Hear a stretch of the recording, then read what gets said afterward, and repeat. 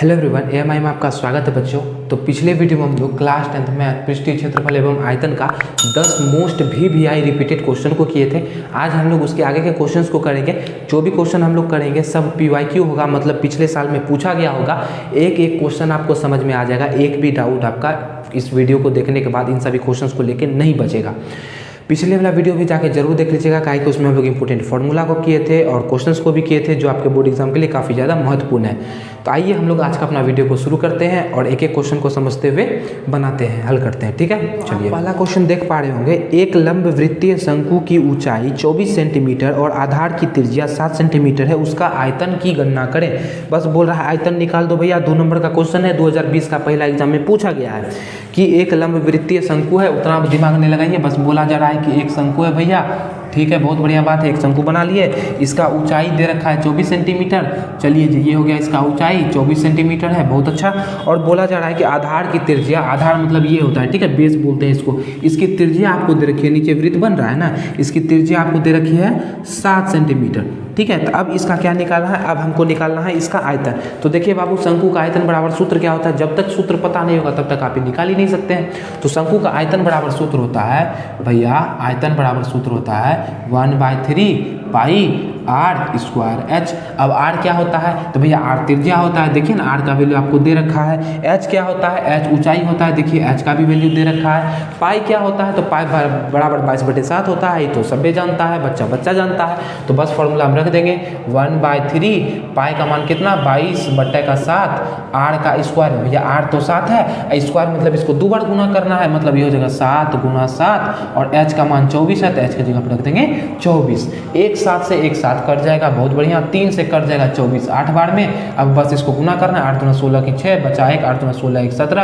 अरे एक 7 तो बच गया है, तो इसको जब हम लोग 7 से गुना कर देंगे तो आपका आंसर आ जाएगा 1232 सेंटीमीटर। अब देखिए भैया आयतन निकाले हैं ना, आयतन का जो मात्रक होता है उसमें क्यूब लगाना पड़ता है, तो ये सेंटीमीटर है भैया, क्यूब लगा देंगे लास्ट में। तो यही हो गया आपका आंसर। पहला क्वेश्चन कितना आसान था, बस फॉर्मूला पे आपको बैठाना था, सब चीज़ें दे रखा था। अब पाई का मान 22/7 होता है, ये पते है। तो बस भैया 3 से 24 बार में 24 8 बार में कट गया, 7 से 7 कट गया। 8 को जब 22 से गुना करेंगे 176 होगा, उसको एक 7 ही तो बच गया है, इससे गुना करेंगे तो 1232 होगा। सेंटीमीटर क्यूब आयतन का मात्रक लगा दिए। चलिए जी, अच्छा बात था, अच्छा क्वेश्चन था। आप दूसरा क्वेश्चन देख पा रहे होंगे, दूसरा क्वेश्चन भी भैया बोल रहा है एक बेलन के आधार की परिधि 132 सेंटीमीटर है और ऊंचाई 25 सेंटीमीटर है, बेलन का आयतन निकाल दो। तो देखिए ये जो क्वेश्चन है बाबू, ये भी आसान ही है, ये भी कोई डिफिकल्ट नहीं है, बस आपको थोड़ा सा इसमें लोचा दे रखा है। लोचा क्या है उसको समझते हैं। बोला जा रहा है भैया एक बेलन है, बढ़िया है जी, एक बेलन बना लिए, ऐसा होता है बेलन, आप सब देखे होंगे।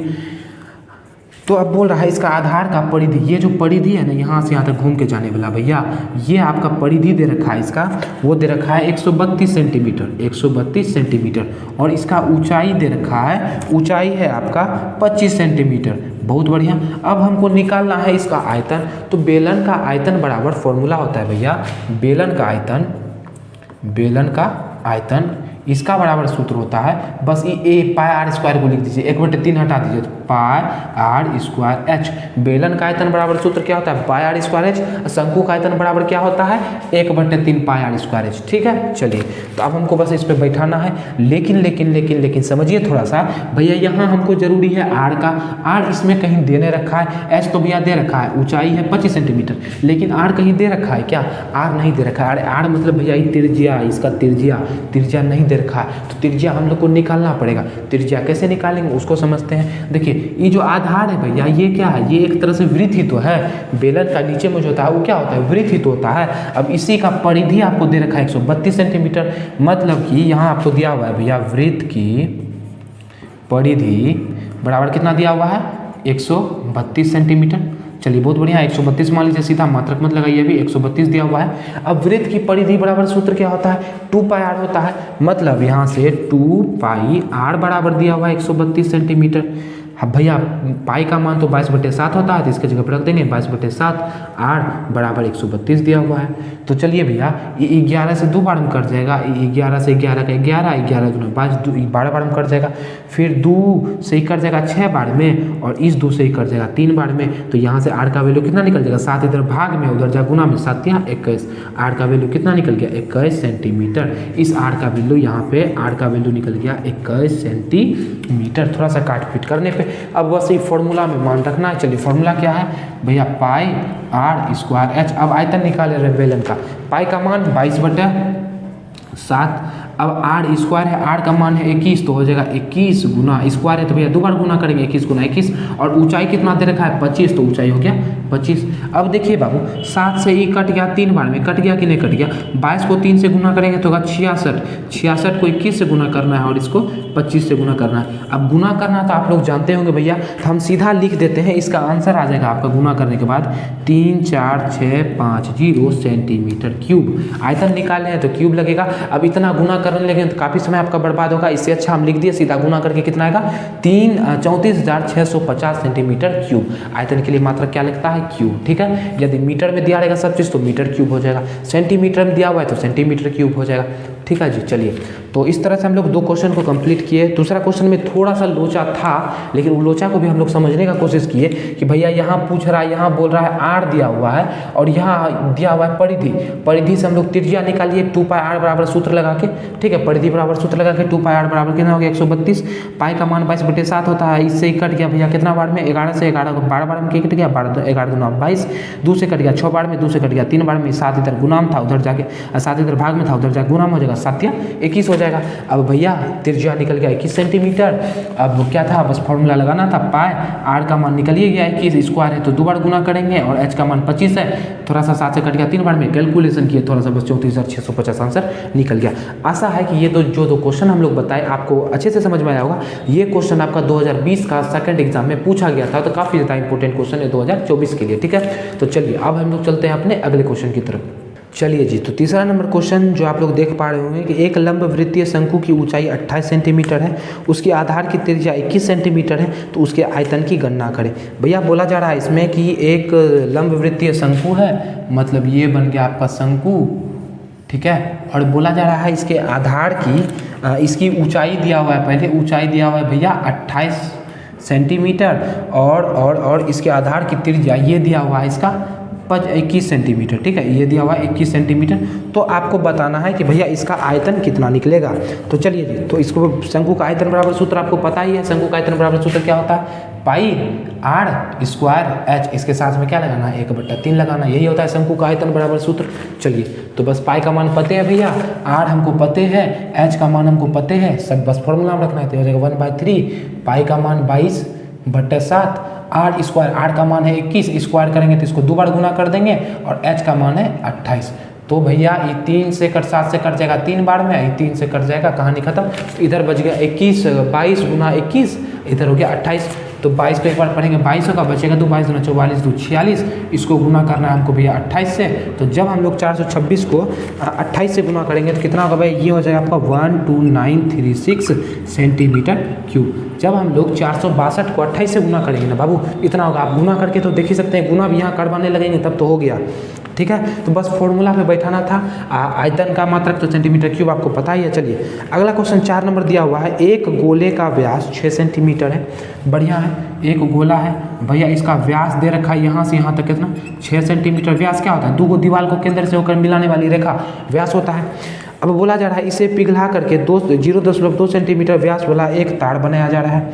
अब एक तार बना रहा है, अब बताइए तार का आकृति कैसा होता है, तार इस तरह से होता है कि नहीं होता है, एकदम इसी तरह से होता है। तार जो है एक बेलन के आकार का होता है, ठीक है बाबू। तार जो होता है किसका आकार का होता है, बेलन का आकार का होता है। नहीं पता नहीं विश्वास हो रहा है तो काट के देखिएगा, तो गोलो होगा लंबा भी होगा तो बेलन हो गया, गोल भी है लंबा भी है तो बेलन हो गया, ठीक है। अब बोला जा रहा है इसको पिघला करके इसका व्यास जो है मतलब इस छोर से यहाँ तक 0.2 सेंटीमीटर है, ठीक है जी। तो अब बता रहा है आपसे, पूछ रहा है आपसे कि तार का लंबाई मतलब कि जो है एच समझ लीजिए, ऊंचाई समझ लीजिए, एच कितना होगा, बस यही आपसे पूछ रहा है जी।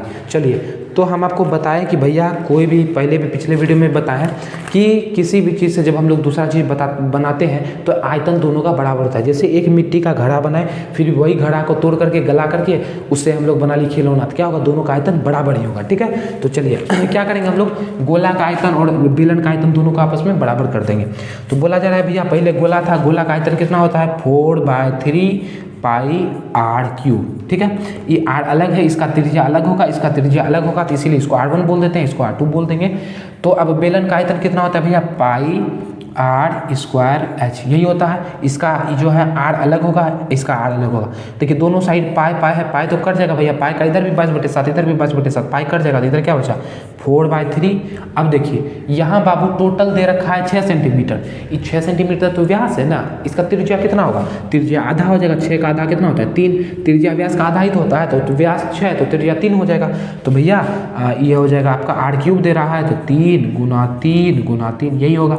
अब इधर आ जाइए r2, अब देखिए ये भी तो व्यास ही दे रखा है 0.1, इसका आधा 0.2 क्या व्यास ही तो है, इसका आधा करेंगे तभी तो त्रिज्या आएगा, तो त्रिज्या कितना होता है 0.1 हो जाएगा। तो यहाँ 0.1 स्क्वायर दिया है तो 2 बार गुना कर देंगे, क्या है इसके साथ में गुना में h है, बस हमको h का वैल्यू निकालना है, आराम से h का वैल्यू निकल जाएगा। देखिए ये 3 से ही 3 कटेगा कि नहीं कटेगा, एकदम कट जाएगा भैया। इसका 0 इसको उड़ा दीजिए, नीचे में को 0, इसको उड़ा दीजिए, नीचे में को 0, ये दोनों गुना होकर कितना बन जाएगा, ये दोनों भैया गुना होकर बन जाएगा 100। अब एक चीज़ देख के बनेगी बाबू, ये 100 नीचे में मतलब भाग में है, इधर आके क्या चीज़ में हो जाएगा, गुना में हो जाएगा।